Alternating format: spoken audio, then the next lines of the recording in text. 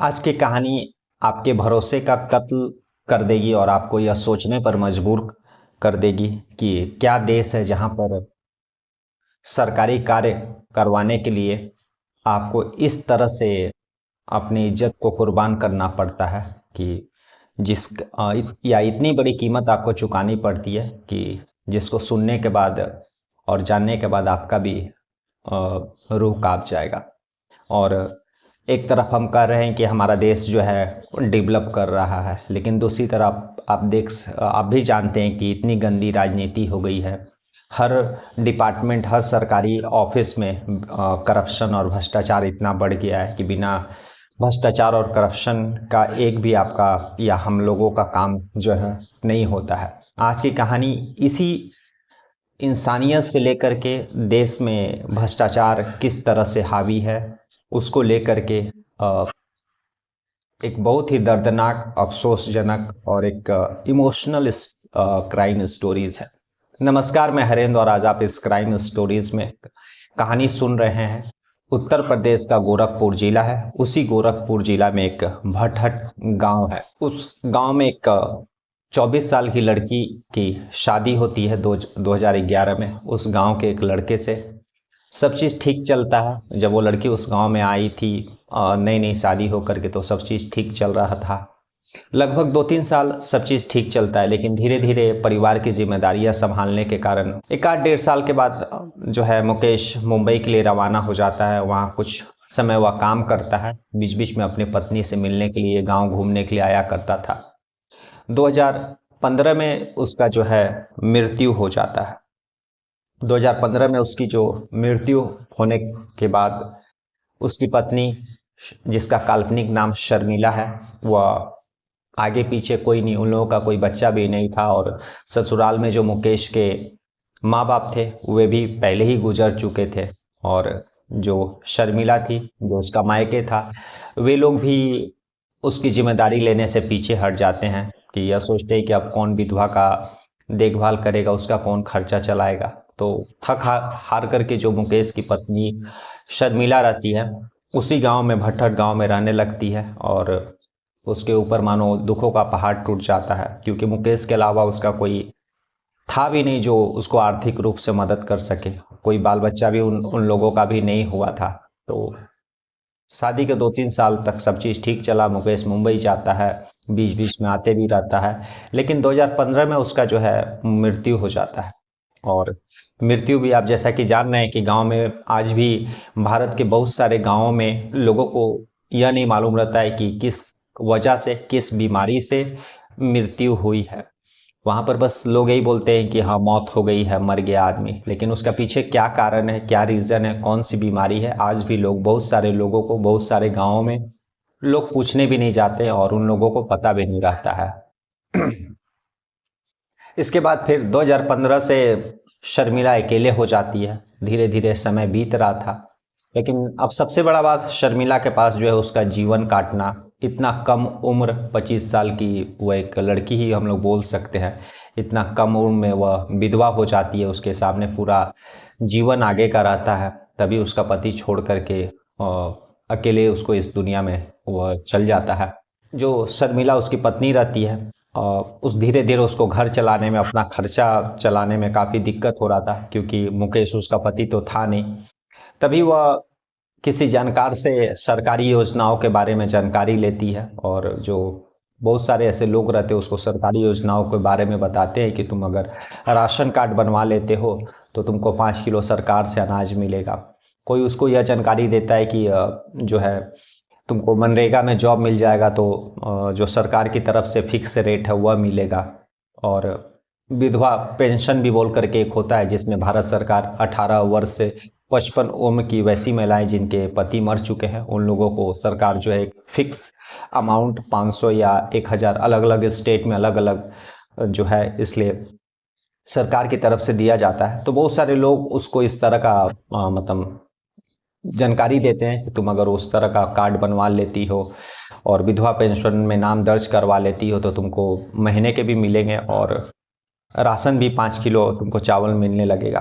तो दूसरी तरफ शर्मिला यह सोचती है कि वह अकेली, उसके लिए शायद अगर सरकार की तरफ से जो विधवा पेंशन मिलने लगे और उसको जो 5 किलो का राशन मिलने लगे और मनरेगा में अगर उसको जॉब मिल जाए जिससे उसको फिक्स कुछ आय होने लगे, तो लगभग उसका खर्चा चल जाएगा और उसको किसी तरह का कोई दिक्कत नहीं होगा और किसी दूसरे के सामने उसको हाथ नहीं फैलाना पड़ेगा।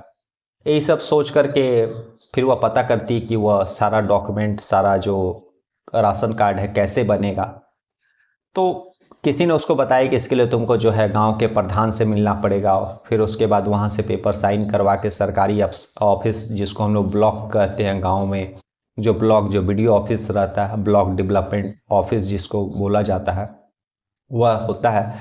वहाँ पर सारे गांव के जो है सरकारी कार्यों, सरकारी योजनाओं का विस्तारण होता है, उसका रूपरेखा उसको इम्प्लीमेंट किया जाता है। तो वो अपने उस गांव के प्रधान, जो भटहट गांव था, उसके प्रधान के पास जाती है और वह अपनी आप बीती बताती है और कि पति मर चुके हैं, वह इस दुनिया में, इस गांव में अकेली है और उसको खर्चा चलाने में दिक्कत हो रहा है, उसको राशन कार्ड बनाना है। गांव का जो प्रधान रहता है वह तो बोलता है ठीक है, तुम्हारा काम तो मैं कर दूंगा, लेकिन तुमको भी मेरा मदद करना पड़ेगा। और वह कुछ पैसे की डिमांड रख देता है। इसके पास तो पैसे थे नहीं शर्मिला के पास, क्योंकि पति जो है मुंबई में काम करता था और उसके मरे हुए लगभग 3-4 महीना हो भी गए थे और उस शर्मिला को कोई आर्थिक रूप से मदद करने वाला भी नहीं था, क्योंकि उसके घर के जो मायके के लोग थे वे लोग भी उससे दरकिनार हो गए थे उसका जो है भार लेने के लिए, उसका जिम्मेदारी लेने से। तो कुल मिलाकर के शर्मिला अकेले रह गई थी और उसका हालत बहुत ही खराब हो गया था। तो वह प्रधान को पैसे देने में असमर्थता जताती है। तब प्रधान जो है उसके साथ यही बोलता है कि तुमको मेरे साथ एक रात सोना पड़ेगा। तो क्या से क्या बना देता है। तो शर्मिला जो थी उसकी इज्जत का सौदा हो गया रहता है।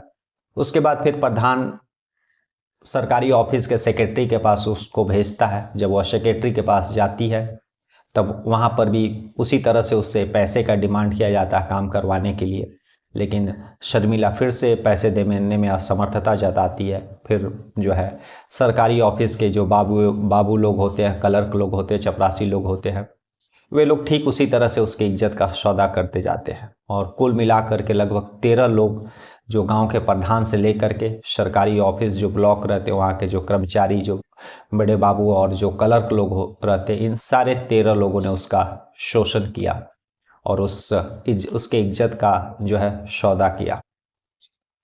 और 1 साल लग जाता है, लेकिन उसका जो है लगभग राशन कार्ड बन जाता है और विधवा पेंशन में भी उसका नाम जो है दर्ज हो गया रहता है। समय बीतते जा रहा था। धीरे धीरे शर्मिला का जो कार्य था, सरकारी कार्य, वो हो गया था, लेकिन वो उसको अपनी इज्जत का सौदा करना पड़ा।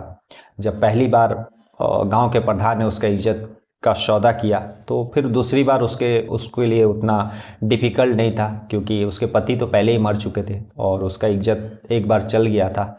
तो फिर उसने यही सोचा कि अब जब एक बार इज्जत चल ही गया और पति इस दुनिया में है नहीं, तो फिर इज्जत बचा के भी क्या करूं।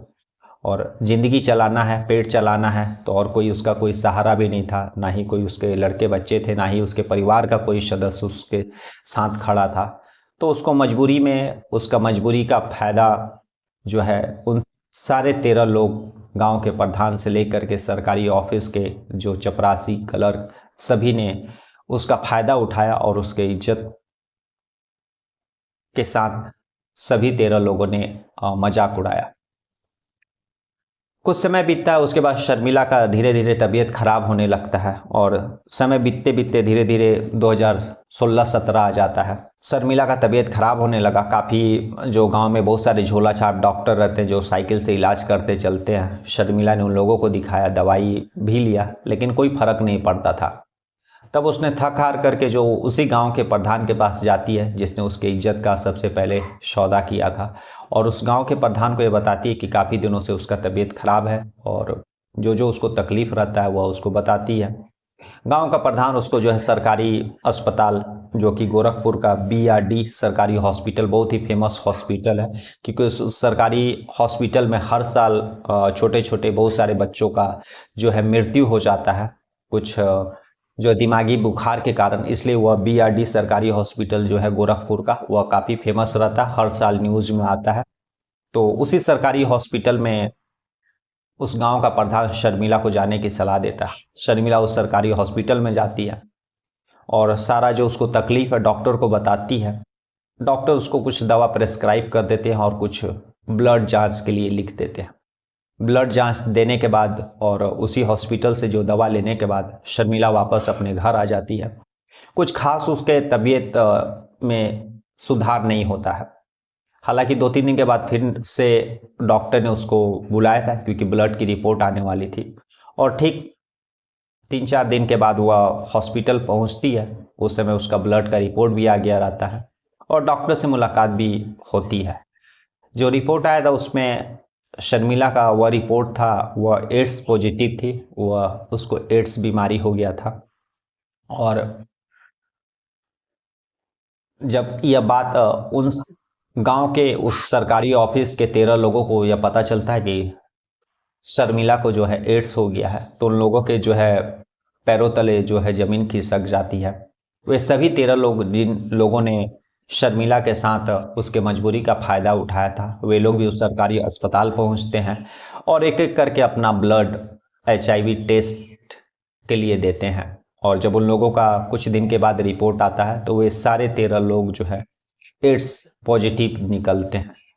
तो फिर गोरखपुर के उस हटभट गांव का जो मामला तुरंत प्रशासन के नज़र में आता है, क्योंकि एक साथ 13 लोग उधर और इधर एक शर्मिला, 14 लोग जो एड्स पॉजिटिव होते हैं। तो मेडिकल प्रशासन में हड़कंप मच जाता है। तुरंत एक टीम जो है इसके इन्वेस्टिगेशन के लिए लगा दी जाती है।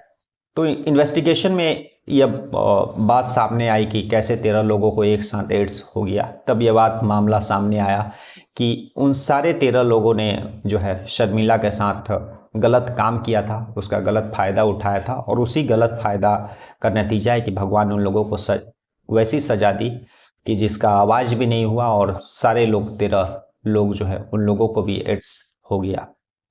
और लेकिन सबसे बड़ी बात यहाँ पर यह है कि जब शर्मिला विधवा थी तो उसको कैसे एड्स हो गया।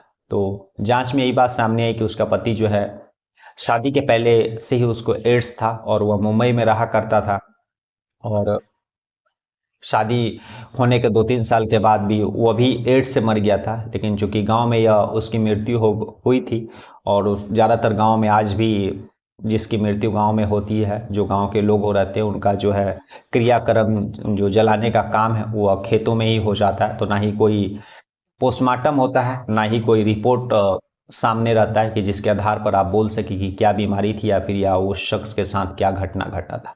तो यह भी शर्मिला के पति के साथ भी वही हाल हुआ था। उसका मुंबई में रहने के बाद जब उसकी तबीयत खराब हो गई तो वह गांव आया, उसके बाद उसकी मृत्यु हो गई, और उसी गांव के खेत में किसी जगह पर उसको जो है जला दिया गया। और उस समय ना ही उसका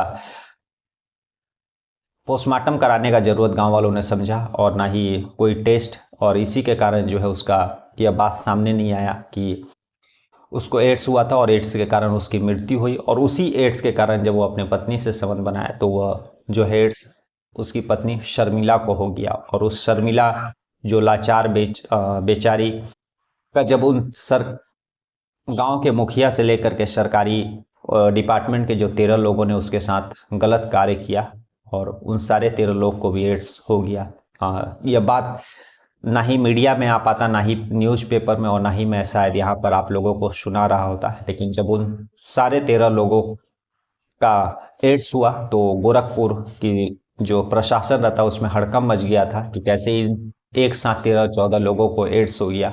और इसी के लिए जब मेडिकल टीम का गठन किया गया और जब इन्वेस्टिगेशन किया गया, तब शर्मिला जो एक 27 साल की औरत थी, उसके साथ कितना ज्यादती हुआ यह बात सामने निकल करके आई। और तब यह न्यूज़पेपर और उस समय जो है मीडिया में हेडलाइन बना था। और यह मामला जो है 2018-19 का है, जब यह बात सामने आई थी कि इतने सारे लोगों को एड्स हुआ है। और जो है शर्मिला के जो साथ हैवानियत हुई थी वो 2015-16 के दौरान हुई थी। तो आज की कहानी यही थी कि कभी कभी जब भगवान का डंडा चलता है तो आवाज़ भी नहीं करता है, लेकिन उसका चोट बाकायदा जोर से रहता है। और दूसरी तरफ ऐसी कहानी कि हमारा समाज किस तरफ जा रहा है, किस तरह के हम सोच रख रहे हैं कि एक जहां पर एक भरोसे का कत्ल इस तरह से 13 लोग करते हैं कि इस समाज में रहते हुए घुटन महसूस होती है कि जहां पर राशन कार्ड और विधवा पेंशन जैसे मामूली योजनाएं जो कि लोगों के लिए बनती है, लेकिन उन लोगों तक पहुंचने में पता नहीं शायद कितने इस तरह के शर्मिला को अपना इज्जतों का बलिदान देना पड़ता है। कल हम लोग फिर ऐसी किसी सच्ची कहानी, किसी इमोशनल कहानी के साथ मिलेंगे। तब तक के लिए नमस्कार, जय हिंद, जय भारत।